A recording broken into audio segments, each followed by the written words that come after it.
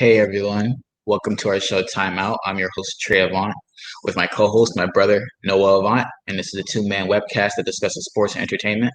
Before we begin, don't forget to like, follow, and subscribe to the Boca Raton Tribune on all social media platforms. Just look for at Boca Tribune on YouTube, Facebook, Instagram, and Twitter. You can also follow the show on Instagram at _timeout7. Huddle up, it's time for a timeout. All right, Noah, starting with the NBA. In the playoffs, well, in the play-in tournaments, in the Eastern Conference, we have the Pacers. They eliminated the Hornets.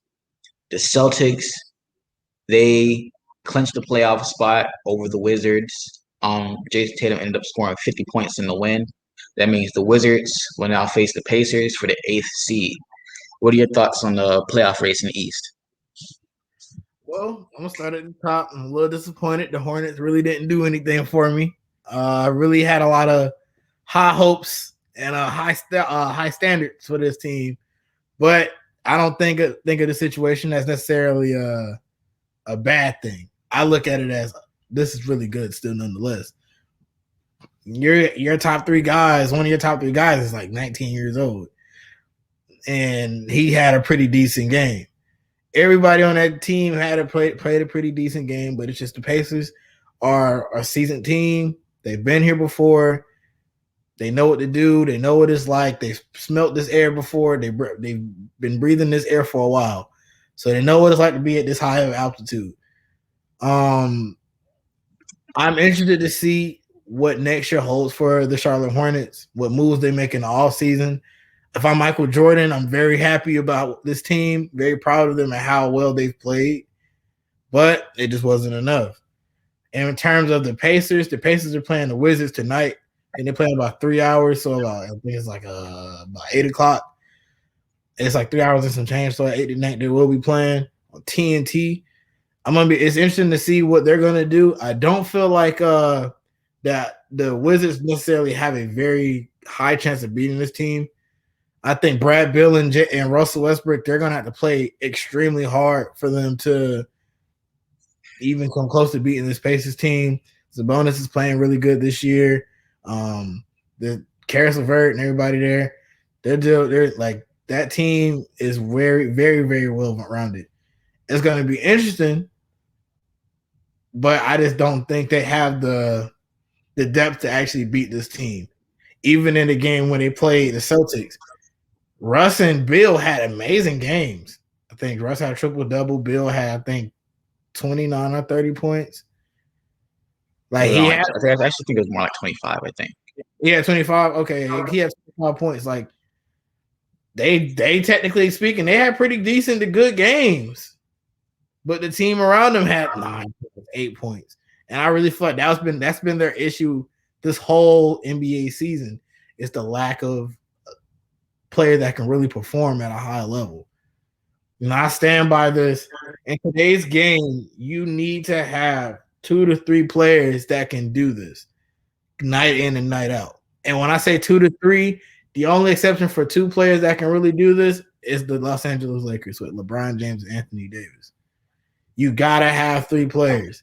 Even when the Nets had just Kyrie and KD, they may have been favorited, but they weren't like, oh yeah, hands down they're gonna win, because they still had talks of Miami, still had talks of Philly, still had talks of Milwaukee beating these guys. When they added James Harden, that's what made them the unstoppable, unanimous pick for the number one pick for the finals. So it's levels to this thing, So good, but to turn it back to summarize everything, I do feel like the Pacers will end up getting an upper hand tonight. If the Wizards were to beat the Pacers, I would be truly shocked. 100%. Yeah, I agree with you. I feel like the Pacers will beat the Wizards. They're just a much deeper team and a much more consistent team. And on top of that, with the Wizards, Bradley Beal is injured right now with a hamstring injury.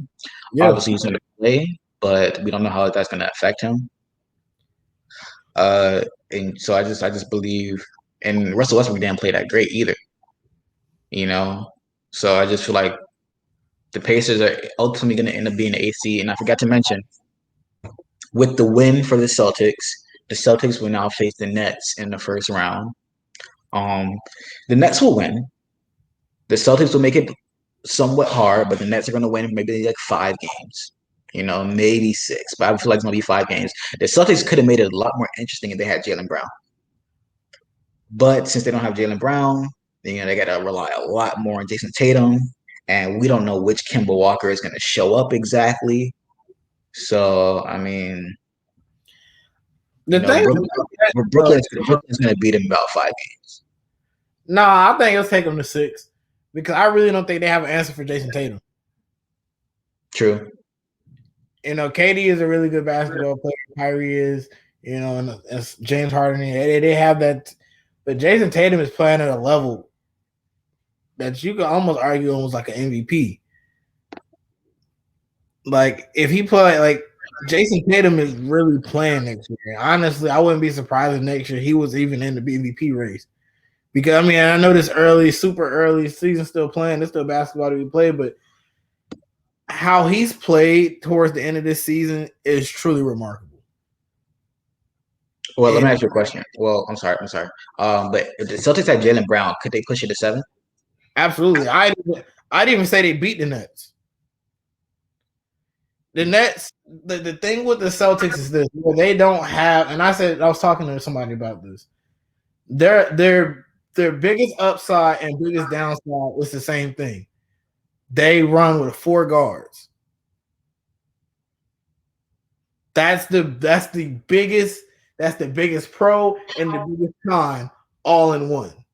If they had a solidified big man, somebody that can actually go down there and rebound, maybe have a decent power forward so Jason Tatum can actually go back to his natural position of the small forward or maybe even the 2 guard, things would go a lot better for this team. But when you got Jason Tatum playing the 4, some situations he's playing center, like that's tough. That's really, really tough.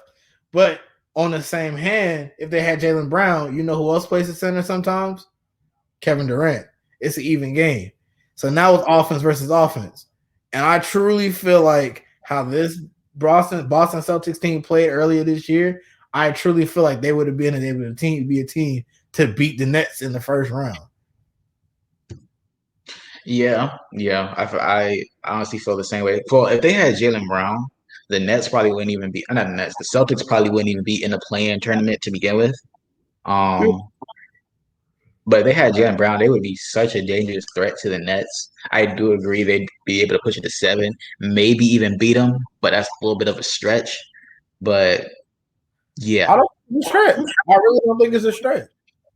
It's just the Nets. Their offensive firepower is just too great, and Kemba kind of unreliable at this stage in the game. Yeah, but how Jason Tatum is playing, and then you got Marcus Smart and Jaylen Brown. I really feel like Kemba could. That's why Kemba probably really didn't show up a lot of times because, look at them. They're cooking. They're cooking most of the nights. If Jason Tatum's not on, Jaylen Brown's on. If them 2 are not on, Marcus Smart is on. If none of them are on, Kemba usually is on. Yeah, that's what I'm saying. So, even when it comes down to I just don't see it. I just don't see the Nets really truly giving them that much of a rush or that much of pressure for them to be like, okay, yeah, I don't know whether we can do this. No. That Boston Celtics team is good enough to beat the Nets with Jaylen Brown. Without Jaylen Brown, 6 games. And it is a firm 6 games. It won't go 7. It won't go 5. It'll go a firm 6. And Jason Tatum is going to have 3 amazing games. That's fair. Jason Tatum is definitely going to go off because there's no one on the team there's no one on the team that can stop him. Well, I feel like the only person maybe would be like KD, but they're not going to put KD on Jason Tatum the whole series. That's foolish. That's dumb. And he has to be their primary offensive guy, like scoring. It's just not going to work. Yeah, he's going to be tired from guarding him on defense. And he got to go down the court and score? Nah, absolutely not. But I mean, they don't need Kevin Durant to be the lead scorer when you have Kyrie and James Harden. But, we all know Kevin Durant's the guy. Kevin Durant's their guy. You don't want to depend on James Harden. I'm really not. I'm not. James Harden is like James Harden is going to have to show me this playoff race that he's that guy you can trust. Because I'm just not impressed with him. He wasn't that impressive in Houston. I mean, when he was OKC, he was young, so everybody wants to give him that write off.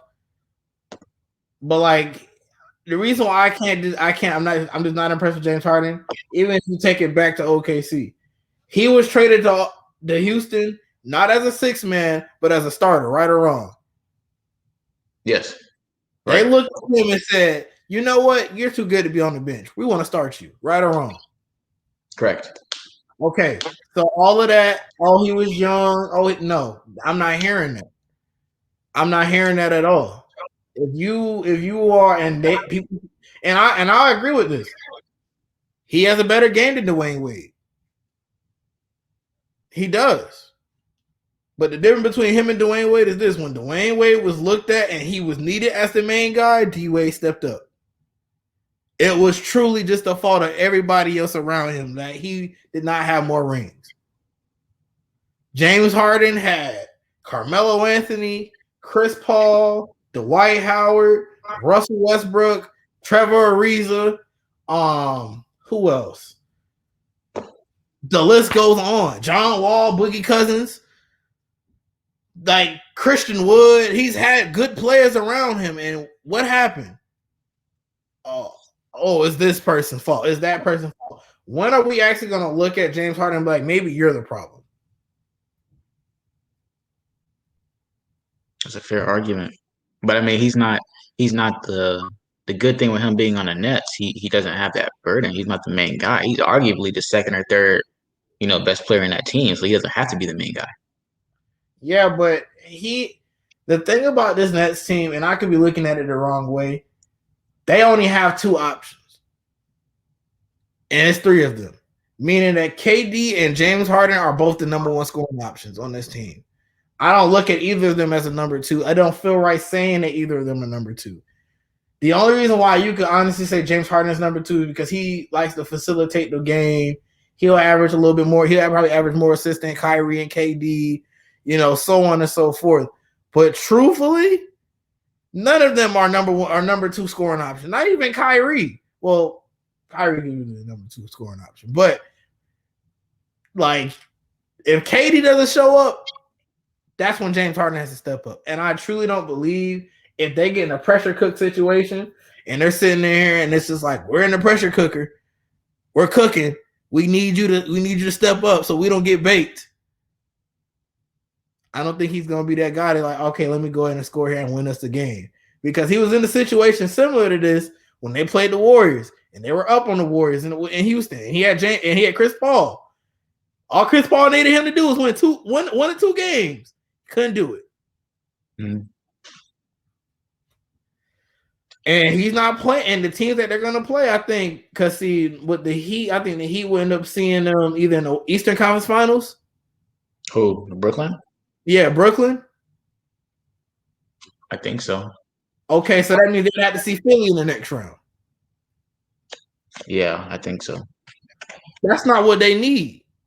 Because how Philly is playing this year, if the Brooklyn Nets do not show up to play, the Philadelphia 76ers are sending them boys back to Brooklyn. They're going back to the Barclays, and they're going to sit there and go to a bodega and get them a hot dog. That's what's going to happen. They'll get them a Brooklyn-style piece of pizza. They're going to go holler at Paulie, and they're going to go eat. They're going to sit down and think about their actions. Well, Kyrie's going to go meditate. James Harden might go to find a strip club somewhere and throw some ones with a little baby, eat some honey buns. I know you missed a strip club with chicken wings, so yeah, I'm cracking those, but I'm serious. Like, this Brooklyn Nets team is so good, but what a lot of good teams tend to sometimes forget, where you're so good, you have the biggest target on your back. Everybody may look at like the lower level teams or the mid-level teams with maybe they have something to prove. No, it's the guys at the top. That's the team to beat. Miami's looking to beat them, Milwaukee's looking to beat them, and Philly's looking to beat them. All right, let me ask you a question. Before we move on to the Western Conference, do you think that this year's Brooklyn Nets is last year's Clippers team? Ooh, that's a tough question. I feel like Like on paper, they're the most talented team in the league on absolutely. paper, but they couldn't get the job done in the playoffs. I mean, lost to a lesser team. I feel like if they have the potential to be this year's Clippers, like they have the potential to be last year's Clippers team. That's definitely absolutely true. They have the potential to be that team, but they also have the potential to be the next running of the second coming of the Golden State Warriors. So it's all going to be on this team because next year, I mean, this summer is a very big free agency. Some names from the West could be making some moves. Even some names in the East. Philly could be adding Kyle Lowry to their roster. You know, Kawhi Leonard could be coming to the East. You know, all of these big names, their jerseys could be switching come June or July. Excuse me, come July. So this is their time right here to go ahead and win and establish this winning mentality. Mm-hmm. But moving on to the Western Conference, the Grizzlies eliminated the Spurs, and the Lakers clinched a playoff spot over the Warriors, which was capped off by LeBron's amazing jump shot over Stephen Curry. Um, so now that means the Warriors will face the Grizzlies for the eighth seed, and the Lakers will face the Suns. What are your thoughts on that? Well, I'm gonna say my LeBron speech for after because you know this is going to be a conversation. When it comes down to the Warriors and the Grizzlies, the Warriors are probably gonna win that game. And I hate to do Ja Morant like that because Ja Morant is such a good basketball player. He's such a good young talent, but it's just like how Curry played last night. If he'd have played any other team in the West, they're walking. They're winning. Mm-hmm. It's the fact that they played the Lakers and they played LeBron with a triple double. So that's the only thing with that one. The Warriors last night really showed that they have been working as a team. You had guys stepping up that normally stepped up in the regular season, stepping up in the playoffs. And I mean, what's the guy named Juan? You know what I'm talking about? Yeah. I can't say his last name. Bro was balling yesterday. Poole was balling yesterday. These guys were hooping. I mean, they Wiggins. Left him open. Wiggins, yeah. Cash. They were shooting lights out. And I'm like, wow. It's scary because imagine when Klay Thompson comes back. Yeah, that's what I heard. That's what the announcers were saying yesterday during the game. Like, man, they're gonna be so good when Klay comes back. Like when Klay comes back, that's scary because they're gonna be ruthless. Like, you can't afford to leave anybody open on that team next year. Mm-hmm. And then you got Wiseman. Like you got Wiseman. Like, so Wiseman. Well, I mean. Yeah. I mean, when Wiseman comes back, you know, he's injured right now, but I mean, we'll see. Because Wiseman kind of disappointed a little bit this year. I don't know. I think Wiseman would be pretty cool. But I feel like he's gonna be a good player. But I mean, LaMelo was on the board. But we're gonna go to commercial. You are watching Time Out with the Avant Bros. If you enjoy the show, please click the share button to share the stream with all your friends. Also, don't forget to like, follow, and subscribe to the Boca Raton Tribune on all social media platforms: YouTube, Facebook, Instagram, and Twitter. Just look for @Boca Tribune.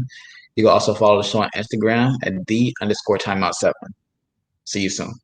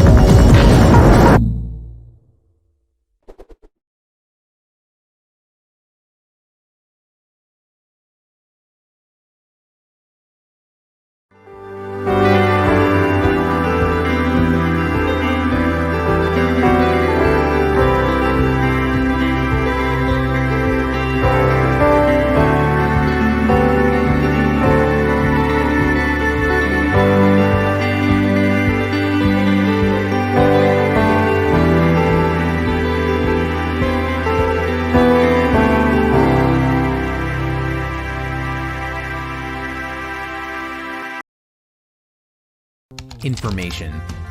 If it exists in writing, we print it. If it exists online, we update it. If it exists on mobile, we notify. If it exists in video, we show it. If it exists in audio, we play it.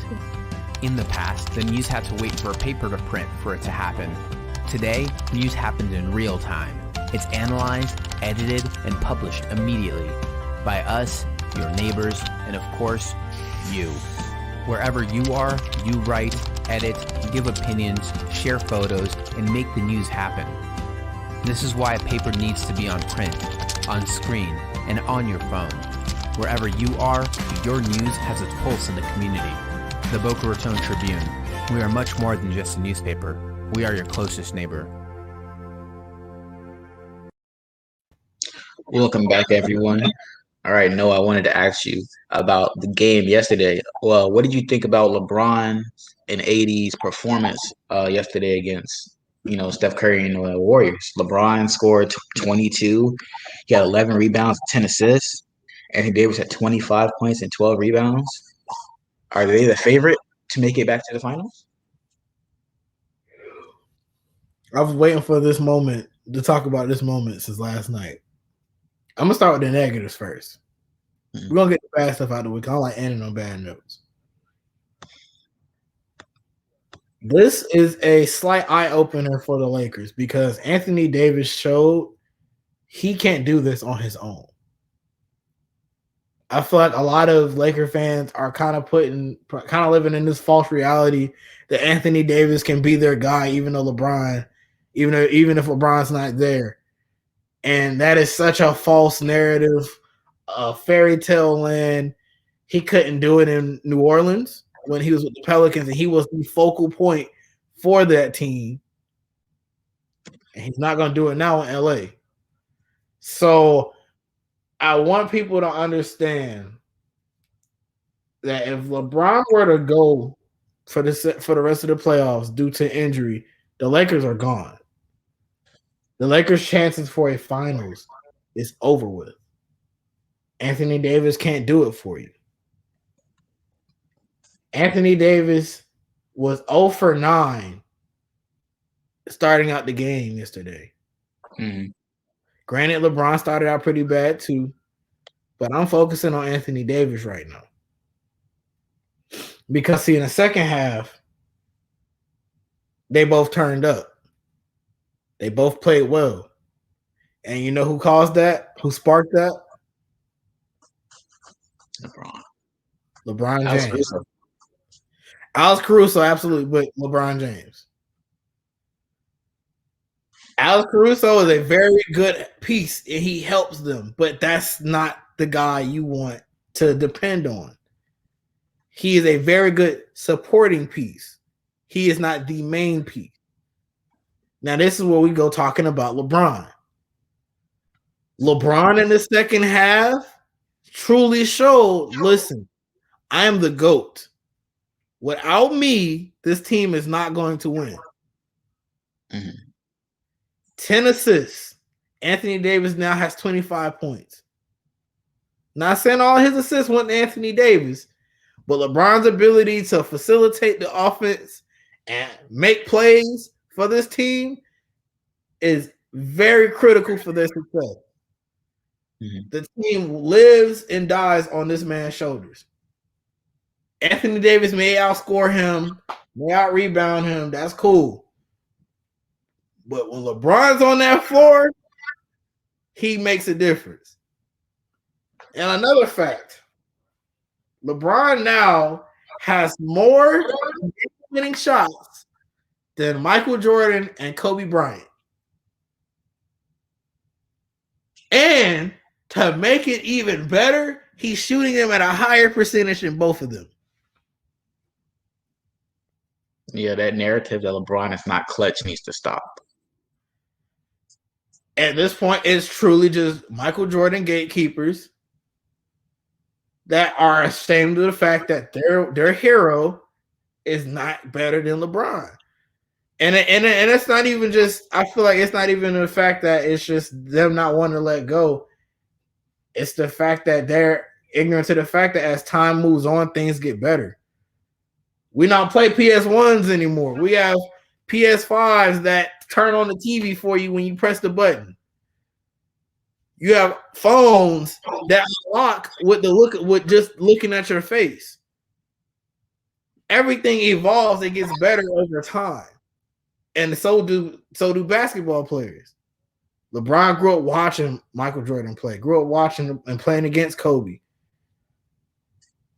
It was a matter of time before he got better. I mean, for all we know, Jason Tatum could be on the track to being better than LeBron, Kobe, and Jordan. We don't know. We don't know what the future holds. I don't think anybody really knew that. Well, people probably knew, but nobody knew 100% that LeBron was going to come out of high school and be this guy that the NBA would just have to bow down to, and he'd literally truly be a king in the league. When it comes down to it, what LeBron did yesterday, his game, like, bro, hit a 30-foot three with one eye because he couldn't see because Draymond's dirty, stinking hands poked him in the eye. Draymond, I feel like Draymond got black fingernails. You know what I'm saying? He probably digging his booty cheeks. Like James Harden had pink eye. He had pink eye after he got poked in the eye by Draymond. So it's just like, yeah, nah, absolutely not. Like, no. You got to give that man LeBron his credit. You got to. All right, so let me ask you something. What do you think about the Lakers series against the Suns? I think it's gonna go about 6 games, 6 or 7. It really just depends on LeBron's ankle and Anthony Davis's ability to contribute. His ankle is keeping him back. I know they said that they are starting to limit LeBron's minutes due to the ankle injury. So this is where AD has to step up and say, okay, look, this is why I'm worth the money. So it's gonna be interesting to see. But I have an idea of who's gonna be an X factor in this. And I'll talk about it for the hot take. Okay. Well, all right. So before we move on to the out of bounds segment, there's some other things I want to talk about with the Basketball Hall of Fame. Tim Duncan, Kevin Garnett, and Kobe, they were inducted into the Hall of Fame. Great ceremonies for everybody. Also, they announced that Chris Bosh, Chris Webber, Ben Wallace, and Paul Pierce will be the next members inducted into the Hall of Fame. What are your thoughts on that? I'm not surprised. These are all legends in the game. I do kind of feel old in a sense because I remember when these guys were young. I mean, I was a kid, but I remember when these guys were young and they were top of the league. Like I remember watching Kevin Garnett, playing with Kevin Garnett on NBA Ballers on my PlayStation 2. And Tim Duncan, being Tim Duncan, just Mr. Fundamentals. And to see him in the Hall of Fame is good. I'm not gonna lie, I would have loved to see Kobe get his jacket, but it was really good to see that. I believe it was Vanessa got the jacket on his behalf. It was good. It was a really good ceremony. But to see Chris Bosh get his flowers as a Heat fan was really good. It was unfortunate how his career had to end. I know he wanted to make a comeback. He was trying to make a comeback, but it just medically would not be medically couldn't pass him. But man, it's good to see Chris Bosh. I think that was between Chris Bosh and Ben Wallace. Between those two guys, those are the two guys I was really glad to see to be inducted. Mm-hmm. Yeah, I knew that Chris Bosh should have got it last year. He should have got in with the Tim Duncan, KG, Kobe class, but NBA. The voters didn't think he was worth that.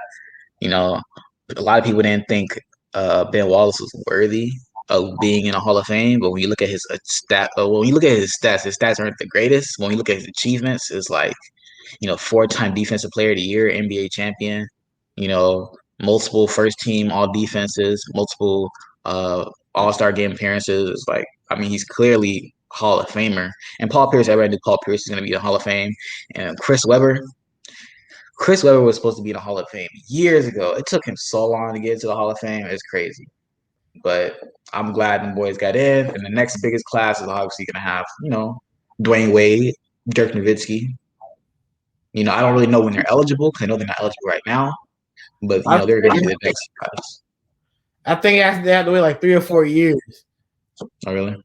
Yeah, I think so. So I wouldn't be surprised if it's not this class or the next class. Dirk and D Wade will be in the Hall of Fame. Yeah, but, they're obviously going in together as well. So yeah, I mean they were arch nemesis when they played, so it's only right. And I feel like that kumbaya moment, that full circle moment where they went from arch rivals to shake hands now, So yeah, I'm excited for that. But I'm also excited for something else. Moving on to our out of bounds segment, we have some good news and some bad news. I don't know if it's good news. I mean, we're just going on to the next chapter, but yeah, today's show is our last show. But I don't think this is a goodbye. It's more of a see you later. You can never say never to these types of things. But as of right now, this is our last show, and it's been almost a year. I think we started this in August, and we've grown. The show has grown. We added new segments, and I started off with doing the show just myself, but then when I realized it's not that good, when it's just me, I was like, let me just add my brother because I feel like it'd be so much better if I had my brother, And bringing on Noah made the show 1,000 times better, and so I thank you, Noah, for coming onto the show and helping me out, and I thank Pedro and Anna for helping me out, and Mario, for putting this all together and making the show the greatest show ever. So thank you, everybody. And thank you all the fans that watch the show as well. Yeah, definitely. Just to tag along with that. Thank you, Pedro, Anna, Mario, Trey, especially Trey, for actually mentioning my name in the room. This has been one of the best things. I always look forward to Thursdays recording the show and getting ready to see it on, when it's put on YouTube and everywhere else. A lot of funny moments, a lot of good times. I'm thankful to everybody that watched the show and will continue to watch the show after me and Trey are gone. But like Trey said, it's not goodbye. It's I'll see you later. And yeah, that's all I got. Yeah, but it's about that time, folks. It's hot take time. And my hot take of today is I believe that Myles Gaskin of the Miami Dolphins will rush for 1,000 yards. Last season he rushed for, I believe, I have it pulled up right now. Oh, and shout out to Yolanda Griffith. She is going into the Basketball Hall of Fame with Chris Bosh and all the boys. She went to FAU, one of the best WNBA players of all time. So shout out to her. But back to the hot take. Myles Gaskin ran for 584 yards in 10 games. He also started in 7 games. He had 388 yards receiving.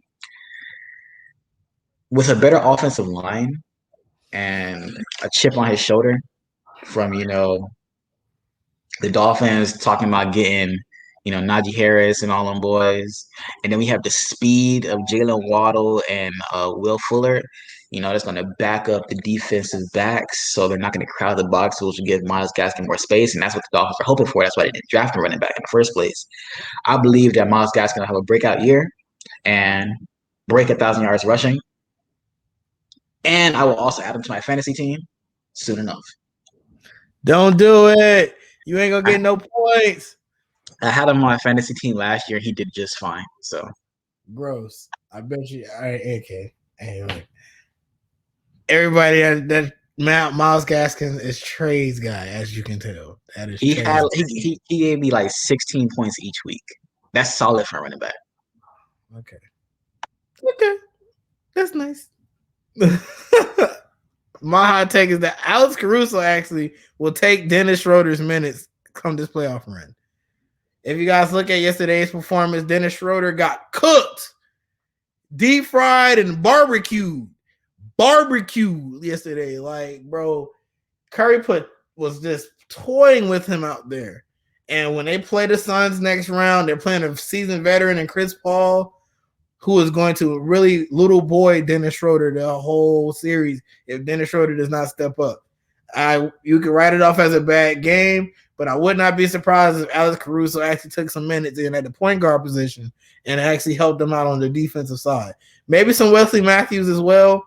Wesley Matthews may make a couple appearances extra, but for the most part, I really do feel like it'll be Alex Caruso taking Schroeder's minutes come deep this playoff run. Okay. I don't really think that's gonna happen, but what do I know? That's not my hot take. But all right, guys, that's it for today's show. Don't forget to like, follow, and subscribe to the Boca Raton Tribune on all social media platforms: YouTube, Facebook, Instagram, and Twitter. Just look for @Boca Tribune. You can also follow the show on Instagram at @the_timeout7. We will keep the page updated. Follow me on my personal Twitter at Trey and Avant3. Noah. You can follow me on Instagram at ArcBuilderNoah, and you can follow me on Twitter at WhoBuildsArcs. All right. As always, this is the Avant Bros signing off for the final time.